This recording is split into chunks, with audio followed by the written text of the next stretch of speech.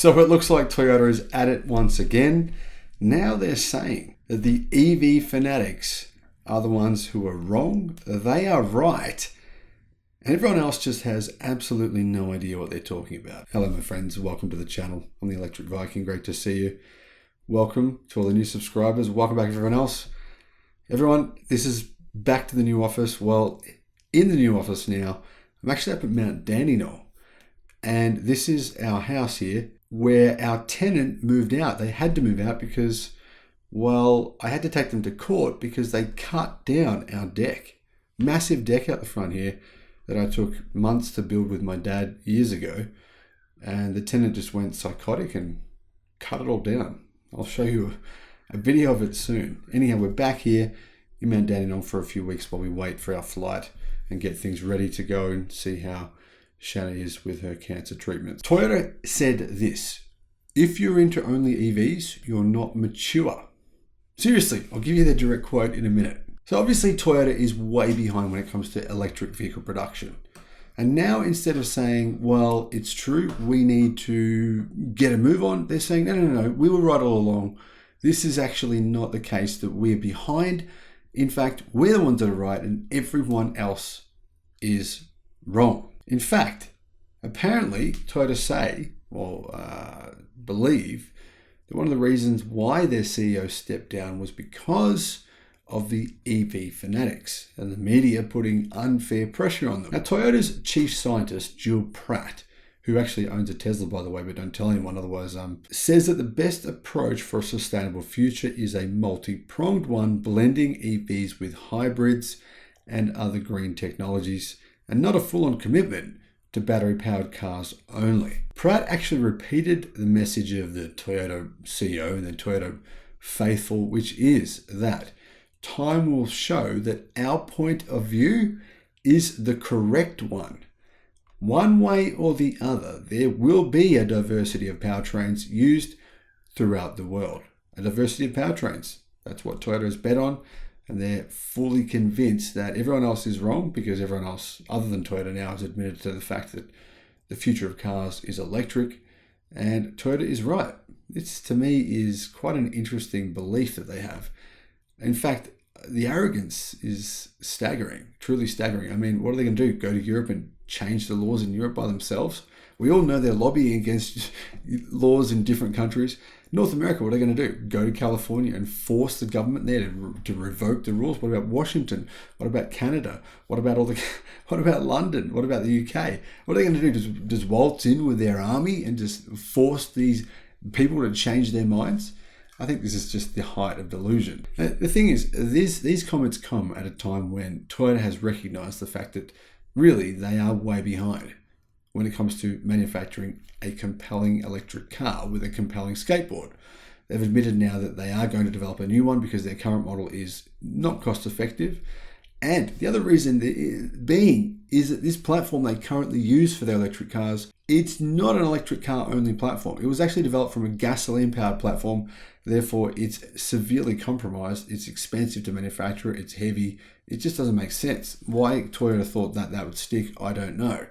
Now, Toyota wants to sell around 5.5 million internal combustion engine vehicles in 2030. 5.5 million in 2030. And they think that people are going to be buying them. Now, they say that they want to sell 3.5 million EVs. So they're going to sell 5.5 million gasoline-powered vehicles and 3.5 million EVs. 1 million of those apparently will be Lexus. So a lot of the mainstream media, including websites like Inside EVs, say Toyota isn't anti-EV. That's a direct quote. Is that true? Do you believe that? I mean, do you believe that, considering it's now an established fact that Toyota has spent more money lobbying governments around the world to not promote EVs, that Toyota is not anti-EV, or that they've tried to brainwash children in Japan with all kinds of marketing to talk about the bad effects that electric cars can have on the population? They're not anti-EV. I don't agree with that. I think they definitely are. They're very reluctantly saying that at some point in time, around 30% of their vehicle production will be electric. But that's a long way away. I mean, that's 7 years away. So Jill Pratt, Toyota's head scientist, and his team have said that the only way to lower carbon emissions as much as possible is to spread the limited supply of lithium among as many cars as possible, electrifying as many cars as possible. Now, obviously, this doesn't make any sense. It doesn't matter how much you love Toyota. It doesn't matter how much you believe this mythology. It's ridiculous. Look at BYD and CATL. They're the two biggest battery companies in the world right now based on their actual production. Both of them have sodium-ion batteries coming out this year. Mass producing sodium-ion. This is clearly a trend of the industry, right? Is there not enough sodium to go around as well? I mean, what else can Toyota make up? It's quite interesting how far they'll go to really express how stupid they are as a company. They're clearly not paying any attention at all to the new battery chemistries emerging. So, Toyota's head scientist hypothesized that a fleet of 100 internal combustion engine cars with average emissions of 250 grams of carbon dioxide per kilometre travelled is now the norm. They say that assuming a limited supply of lithium, of course they ignore the fact that we don't actually need lithium technically in the long term, there's only enough of it to make 100 kilowatt hours of batteries. And obviously ignoring the fact that we continue to mine more lithium as well, increasing the lithium battery supply. Anyhow, Toyota's chief scientist says that if it were used for a single big battery, the average emissions of the whole fleet would drop by only 1.5 grams per kilometre.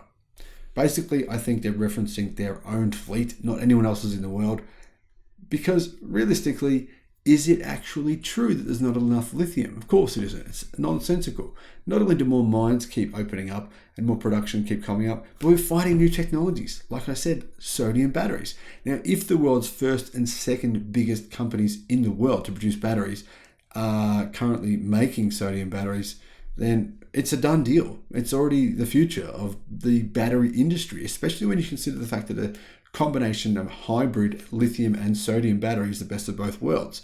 Therefore, you can drastically reduce the amount of lithium in that battery or just simply use sodium batteries, period. Now, Toyota say if this small amount of lithium was spread among smaller 1.1 kilowatt hour batteries, now a 1.1 kilowatt hour battery is absolutely minuscule. For example, that's 1/60th the size of a traditional typical EV battery.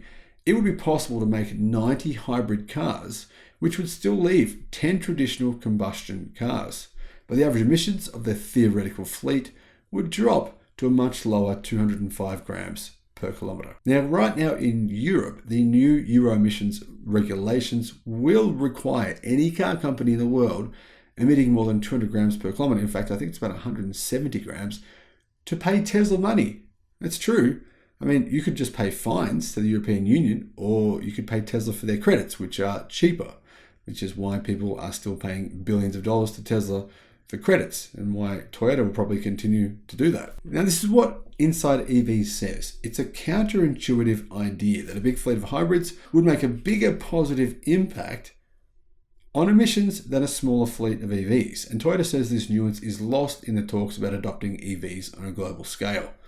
Pratt also criticised rival car companies' ambitions, calling them happy talk, and saying that their forward-looking statements usually have an asterisk that says if conditions permit. Now, that's not actually true.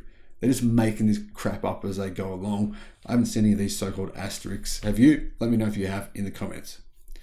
He said, what has to change is that we have to mature, and we have to stop doing wishful thinking. A real discussion is that these are the constraints in the development of resources in the world, both material resources and charging infrastructure, and renewable power. If that is true, how do we reduce the total amount of carbon dioxide that will accumulate? That is a mature discussion, not a dream discussion. Now, Jill Pratt has a really interesting analogy, right? He has a Tesla Model X. He says that one day he had this magical moment where he realized that it didn't make sense. Well, here's the reason why. He said his own family's experience with the Tesla Model X proves that it's a waste of space. And here's why. Because the vehicle has 300 miles of range, but the car is only driven 30 miles a day by his family, that means 90% of the battery is simply dead weight.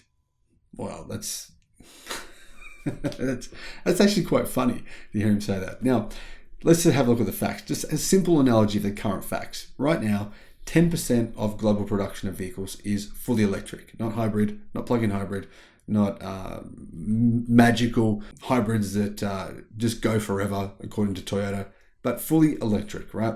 That means basically at a rate of around 60 kilowatt hour batteries for every single car, we currently have enough lithium to make every single car in the world have a 6 kilowatt hour size battery. Now, Toyota seems to believe that there's only enough to make a 1.4 kilowatt hour size battery, and then there's still 10% of cars that wouldn't have any batteries at all.